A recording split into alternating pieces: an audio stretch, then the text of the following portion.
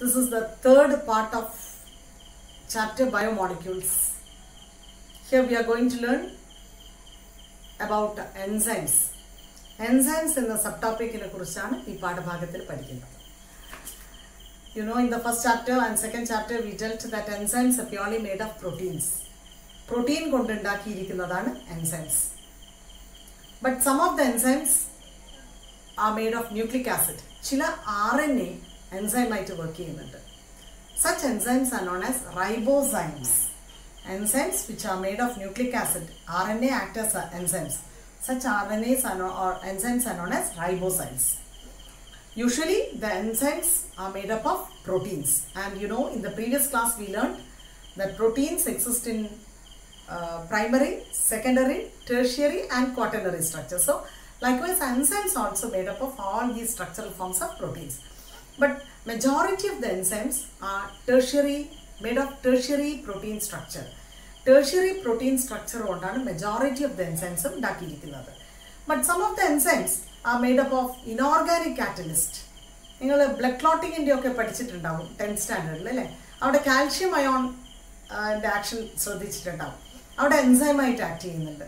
പിന്നെ പലയിടത്തിലും manganese, magnesium ഒക്കെ എൻസൈമായിട്ട് act ചെയ്യുന്നുണ്ട്. അപ്പം ഇനോർഗാനിക് കാറ്റലിസ്റ്റ്, ഇനോർഗാനിക് മോളിക്യൂൾസും കാറ്റലിസ്റ്റായിട്ട് വർക്ക് ചെയ്യുന്നുണ്ട്. പക്ഷേ ഇവിടെ പ്രോട്ടീൻ ഒരു ഓർഗാനിക് മോളിക്യൂളാണ്. ഇവർ തമ്മിലുള്ള വ്യത്യാസം എന്താണ്? The enzyme which is made of protein and inorganic catalyst, there is a slight difference between these two. Both catalyze chemical reactions. Even then, the enzyme which is made up of protein, it cannot tolerate high temperature. Uyarna taapathil, high temperature la proteinaceous enzymes cannot work.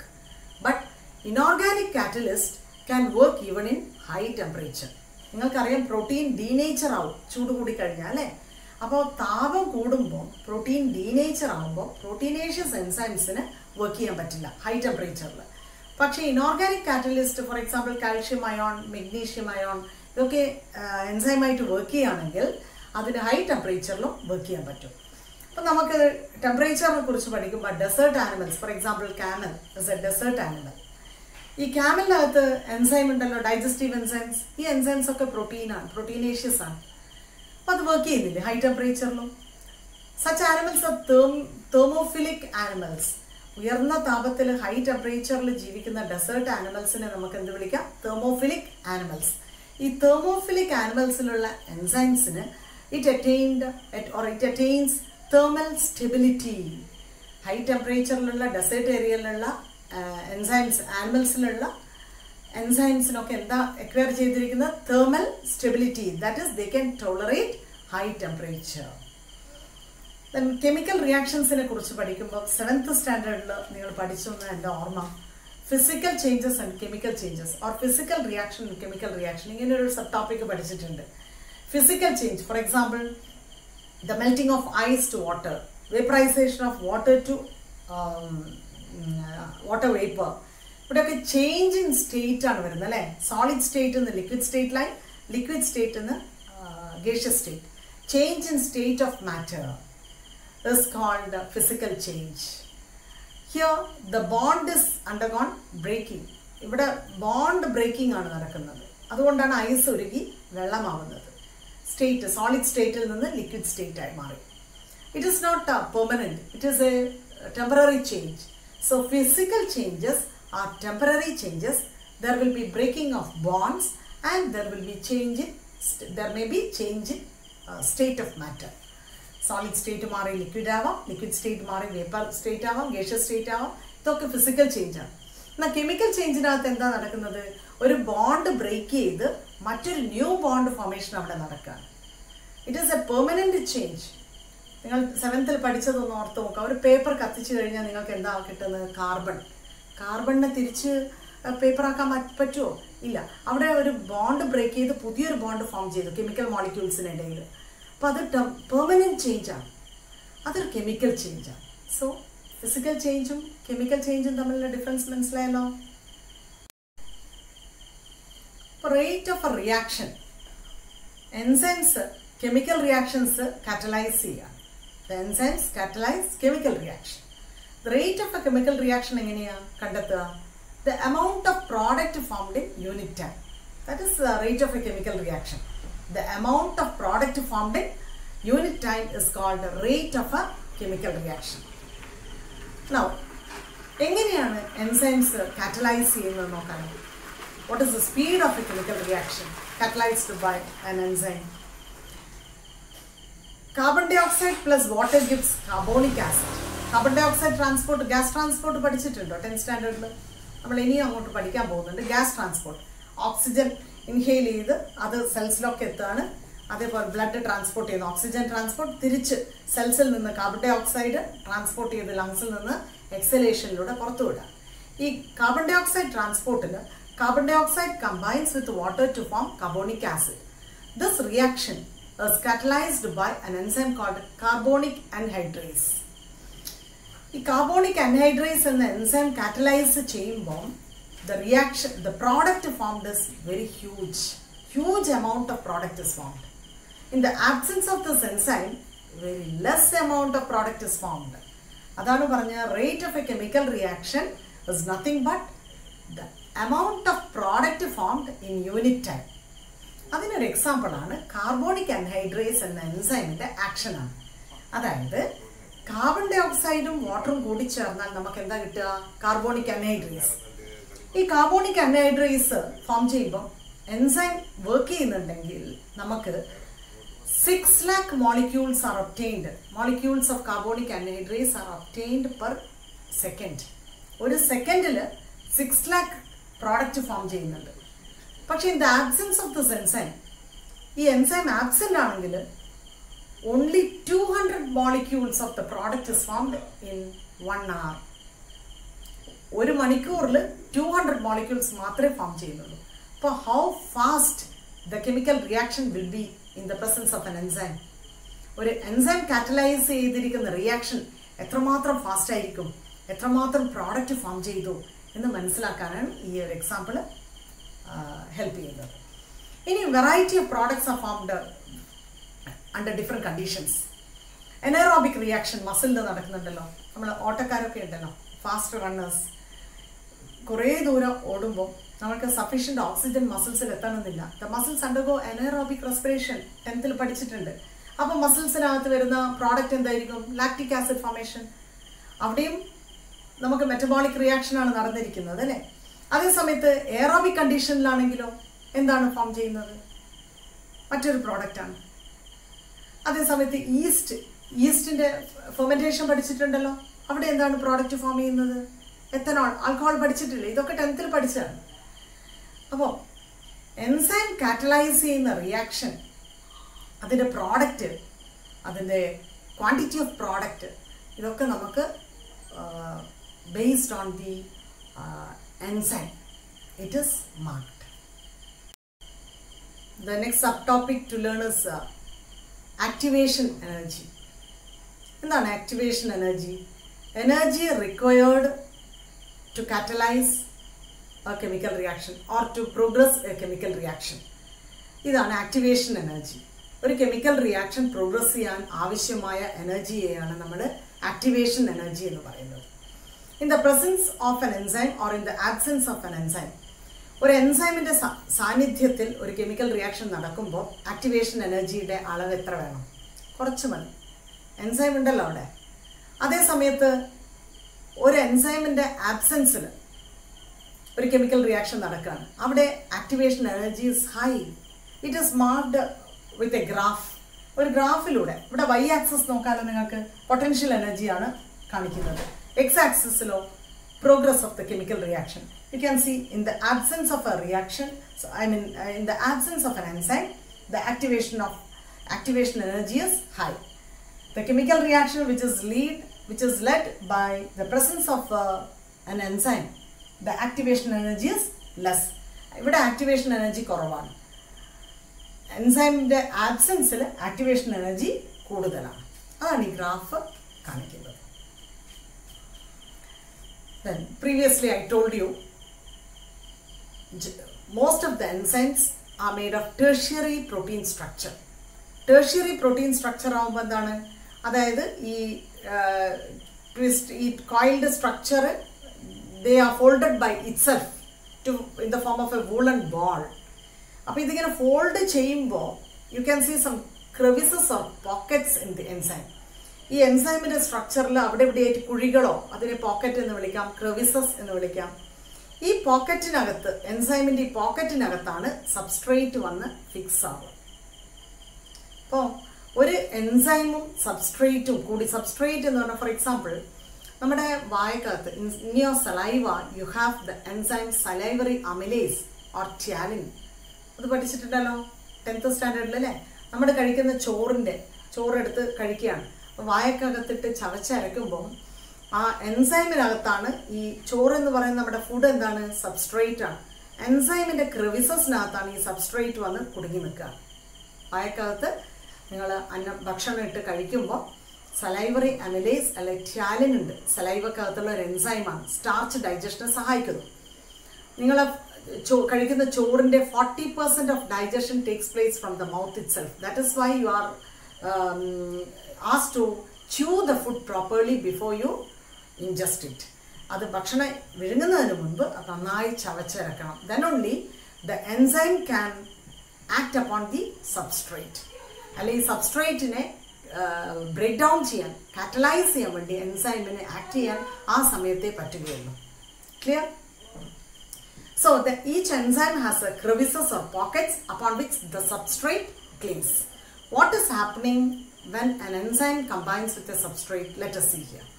Endha sambhavikkunnu nokkalo. At first, the enzyme combines with the enzyme. Upon the pocket of the enzyme, the substrate clings or attaches. The substrate tightly fixes upon this. Meanwhile, the enzyme undergoes slight changes or modification to firmly attach with the substrate. Now, enzyme substrate complex is formed. Enzyme substrate complex. The active site of the enzyme, this crevices lana substrate attach cheyunna. This site ineyana enzyme inde ee site ineyana nammal vilikkunnathu active site. The active site of the enzyme act upon the substrate, breaking the substrate bond. Substrate molecules illa bond break cheyum, and the substrate is changed or modified to product. അങ്ങനെ substrate bond break ചെയ്ത് കഴിഞ്ഞാൽ substrate എന്തായി മാറും? Product ആയി മാറും. അപ്പോൾ ഇത് enzyme product complex ആയി മാറി. ആദ്യം എന്തായിരുന്നു? Enzyme substrate complex. After modification, after the acting upon by the enzyme product complex is formed. After the formation of the product, the enzyme releases the product. Now product and enzyme is freed. This enzyme catalyzes another chemical reaction. The enzyme adutha chemical reaction catalyzes. നമ്മളിപ്പോൾ nature of enzyme action ആണ് കണ്ടിരിക്കുന്നത്. അതായത് ഒരു എൻസൈമിന്റെ active സൈറ്റിലാണ് substrate വന്ന് cling ചെയ്യുന്നത്. അപ്പോൾ enzyme substrate complex form ചെയ്യുമ്പോൾ എൻസൈമിന് slight modification വരുന്നുണ്ട്. അത് ഫേം ഫിറ്റിംഗ് വേണ്ടിയാണ്. എൻസൈം സബ്സ്ട്രേറ്റും ഫേമായിട്ട് ഫിറ്റ് ചെയ്യാൻ വേണ്ടിയാണ്. അങ്ങനെ ഈ എൻസൈമിൻ്റെ സഹായത്തോടെ സബ്സ്ട്രേറ്റിൻ്റെ ബോണ്ട് ബ്രേക്ക് ചെയ്ത് പ്രോഡക്റ്റായി മാറും. അത് എൻസൈം പ്രോഡക്റ്റ് കോംപ്ലക്സ് ആണ് പിന്നീട് വരുന്നത്. അതിനുശേഷം പ്രോഡക്റ്റ് റിലീസ് ചെയ്യും. ഈ enzyme it goes for another chemical reaction or it catalyses another chemical reaction. ഇതാണ് നേച്ചർ ഓഫ് എൻസൈം ആക്ഷൻ. ഇനി അടുത്ത സബ് ടോപ്പിക്കിലേക്ക് പോവാം. Factors affecting enzyme action.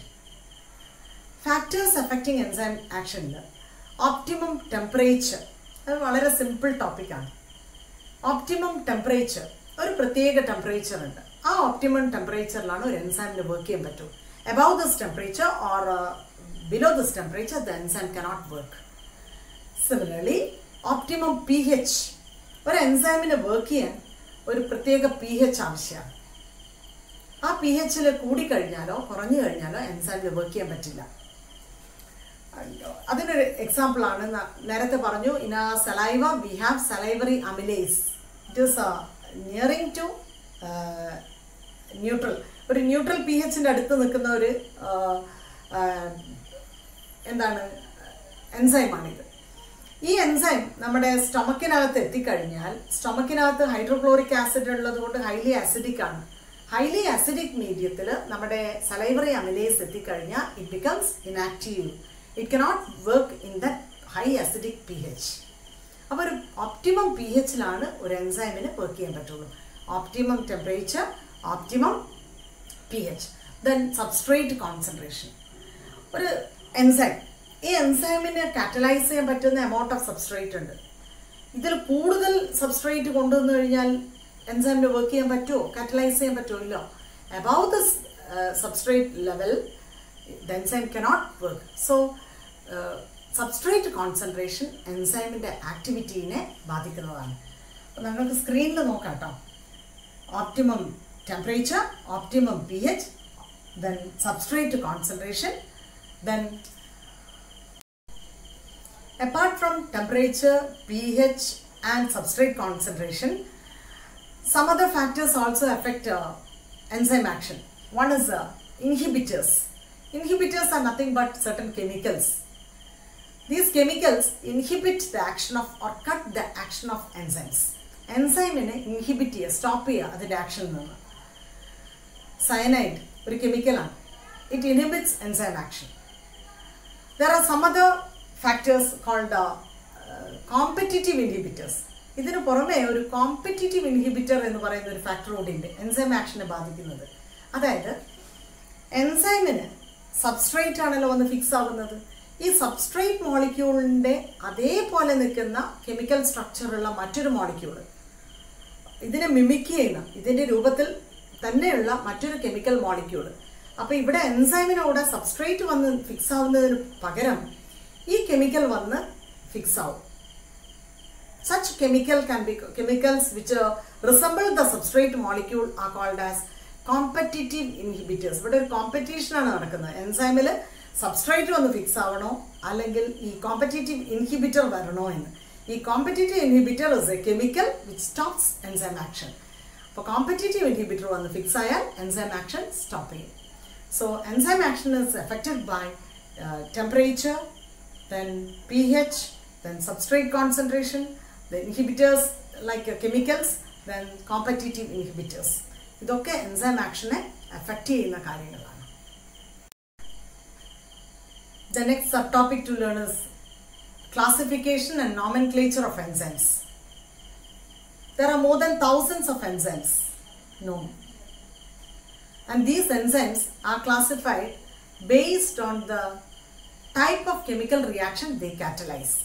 അവർ ഈ എൻസൈംസ് എങ്ങനെയാണ് കാറ്റലൈസ് ചെയ്യുന്നത് കെമിക്കൽ റിയാക്ഷൻ, അതിൻ്റെ അടിസ്ഥാനത്തിലാണ് എൻസൈംസിനെ ക്ലാസിഫൈ ചെയ്തിരിക്കുന്നത്. And there are about 6 classes of enzymes. ഇതിൻ്റെ അടിസ്ഥാനത്തിൽ എൻസൈംസ് മൊത്തത്തിൽ 6 classes ആക്കി വെച്ചു. 6 classes of enzymes and each class is again categorised as 4 to 13 sub classes. 4 മുതൽ 13ഓളം സബ് ക്ലാസസ് ആയിട്ടും പിന്നെയും ക്ലാസിഫൈ ചെയ്തിട്ടുണ്ട്. The 6 classes of enzymes include, one is oxidoreductases. Oxidoreductases are enzymes which catalyze oxidation reduction reactions. Oxidation reduction reaction catalyze ചെയ്യുന്ന enzymes ആണ് oxidoreductases. The second type is transferases.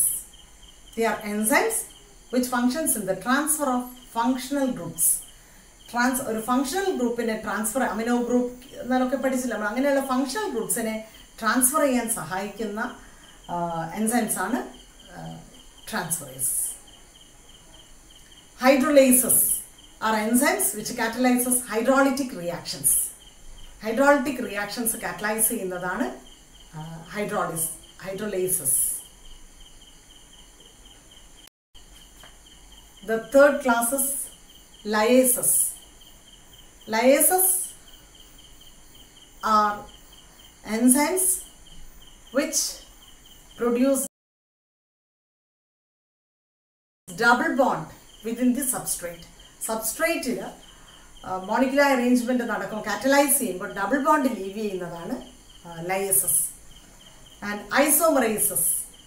Isomerases are enzymes which catalyze reactions producing isomeric forms. Intermolecular rearrangement ilode isomeric forms create ചെയ്യുന്ന enzymes ആണ് isomerases.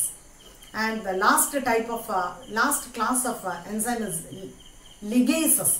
Ligases എന്ന് പറഞ്ഞാൽ രണ്ട് കോമ്പൗണ്ട്സിനെ link ചെയ്യാൻ സഹായിക്കുന്ന enzymes ആണ് ligases.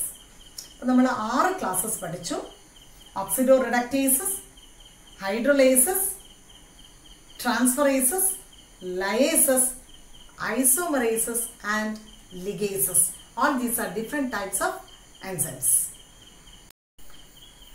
The last subtopic in this chapter is cofactors. Cofactors എന്ന ഈ സബ്ടോപ്പിക്കോടുകൂടി ബയോമോളിക്യൂൾസ് എന്ന ചാപ്റ്റർ ഇവിടെ അവസാനിക്കുന്നതാണ്. Cofactors, അതായത് എൻസൈംസ് നമ്മൾ നേരത്തെ പഠിച്ചു. Enzymes are made up of polypeptide chain. Protein കൊണ്ടാണ് എൻസൈം ഉണ്ടാക്കിയിരിക്കുന്നത്. Apart from this protein part, majority of the enzymes possess a non-protein part attached with it. ഒരു പ്രോട്ടീൻ പാർട്ടായ എപ്പോ എൻസൈം, പ്രോട്ടീൻ പാർട്ടിനെ എന്ത് വിളിക്കാം? എപ്പോ എൻസൈം. ഈ എപ്പോ എൻസൈമിൻ്റെ ഒപ്പം ഒരു ചെറിയ നോൺ പ്രോട്ടീൻ പാർട്ട് അറ്റാച്ച് ചെയ്തിട്ടുണ്ടാവും. ഈ നോൺ പ്രോട്ടീൻ പാർട്ടിനെയാണ് നമ്മൾ വിളിക്കുന്നത് കോഫാക്ടർ. ഈ നോൺ പ്രോട്ടീൻ പാർട്ടിനെയാണ് എന്ത് വിളിക്കുന്നത്? Cofactor. If this cofactor is removed from this epo enzyme or from this enzyme will be inactive. ഈ പ്രോട്ടീൻ പാർട്ടിൻ്റെ ഒപ്പം നോൺ പ്രോട്ടീൻ പാർട്ട് അറ്റാച്ച് ചെയ്തിട്ടുണ്ട്. പ്രോട്ടീൻ പാർട്ടിനെയാണ് നമ്മൾ എപ്പോ എൻസൈം എന്ന് വിളിക്കുന്നത്. നോൺ പ്രോട്ടീൻ പാർട്ടിനെയാണ് കോഫാക്ടർ എന്ന് വിളിക്കുന്നത്. ഈ കോഫാക്ടർ ഈ പ്രോട്ടീൻ പാർട്ടിൽ നിന്ന് റിമൂവ് ചെയ്തിട്ടുണ്ടെങ്കിൽ ഈ എൻസൈം ഫങ്ഷണലി ഇനാക്റ്റീവ് ആണ്. അപ്പോൾ എൻസൈമിന് ആക്റ്റീവ് ആണെങ്കിൽ ഈ കോഫാക്ടർ അത്യാവശ്യമാണ്. And this cofactor is categorized into 3 different types. ഈ നോൺ പ്രോട്ടീൻ പാർട്ടായ കോഫാക്ടറിനെ 3 തരമായിട്ട് ക്ലാസിഫൈ ചെയ്തിട്ടുണ്ട്. The cofactors are categorized into 3 different types. One is prosthetic group, the other one is coenzyme, and the other one is metal ion. Prosthetic group എന്ന് പറയുന്നത് ഒരു organic compound ആണ്. Organic compound which is firmly attached with the epo enzyme. Epo enzyme മേലെ firmly attach ചെയ്തിട്ട് tightly attach ചെയ്തിരിക്കുന്ന ഒരു organic compound ആണ് prosthetic group. എന്നാൽ കോഎൻസൈം എന്താണ്? It is also an organic compound. എപ്പോ എൻസൈമിന്റെ മേലെ ട്രാൻസിയന്റ്ലി ലൂസ്ലി അറ്റാച്ച് ചെയ്തിരിക്കുന്ന ഓർഗാനിക് കോമ്പൗണ്ട് ആണ് കോഎൻസൈം. മെറ്റൽ അയോൺസിൽ നമ്മൾ നേരത്തെ സിങ്ക് ഒരു മെറ്റൽ അയോൺ ആണ്, അതൊരു കോഫാക്ടർ ആണ്. It is attached with the epo enzyme. So, cofactors are categorized into 3 different types. The prosthetic group, coenzymes, and metal ions. Coenzyme example ആണ് NADP, NAD. Okay, coenzyme example ആണ്. As I told, if this cofactor is removed from this prosthetic group or polypeptide chain, the enzyme will be functionless. ഈ എൻസൈമിന് act ചെയ്യാൻ പറ്റില്ല. അപ്പോൾ ഒരു enzyme പ്രവർത്തിക്കണമെങ്കിൽ അതിൽ attach ചെയ്തിരിക്കുന്ന cofactor നിർബന്ധമാണ്. അതിനെ റിമൂവ് ചെയ്താൽ എൻസൈമിന് പ്രവർത്തിക്കാൻ പറ്റില്ല. That's all about this enzyme. Enzymes എന്താണെന്ന് പഠിച്ചു നമ്മൾ. എൻസൈംസ് പിന്നെ ഫിസിക്കൽ കെമിക്കൽ റിയാക്ഷൻ പഠിച്ചു.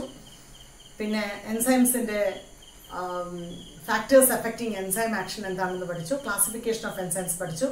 ആക്ടിവേഷൻ എനർജി എന്താണെന്ന് പഠിച്ചു. ഇതൊക്കെ ഇന്നത്തെ ക്ലാസ്സിൽ എൻസൈംസ്. അതിനുശേഷം ലാസ്റ്റ് സബ് ടോപ്പിക്കായ കോഫാക്ടേഴ്സും പഠിച്ചു. I hope it is clear for you. Thank you for watching. Bye.